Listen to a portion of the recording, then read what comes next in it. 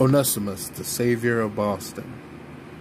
During the colonial era, Boston was a place of extreme racism, much like it is now. They had taken over the region, and the smallpox epidemic was killing them and the Native Americans en masse.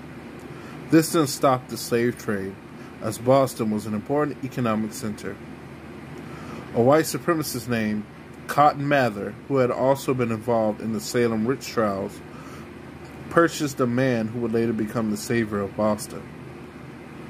The man, later named Onesimus, is suspected to have been born in the late 1600s in Ghana. Not much is known about Onesimus' early life, but what we do know is that he and many other black Africans had already understood how inoculation works.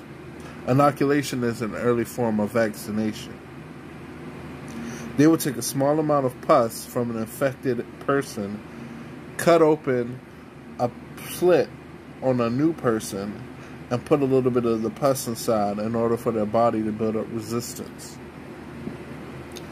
During the smallpox epidemic in Boston, the white supremacists in the city were repulsed by the idea of this, and the fact that a black man had came up with it. Eventually, they had no choice and let Onesimus do his work. He was able to drastically reduce the amount of deaths. He was so successful that his technique traveled to the other colonies and even over to London.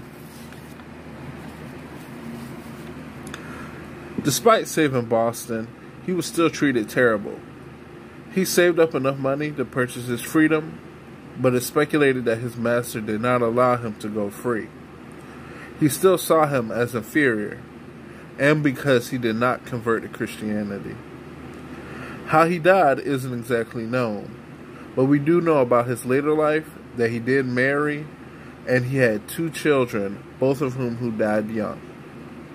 Now, Onesimus is very crucial to American history because without his inoculation technique, most likely much of the early colonies would have collapsed.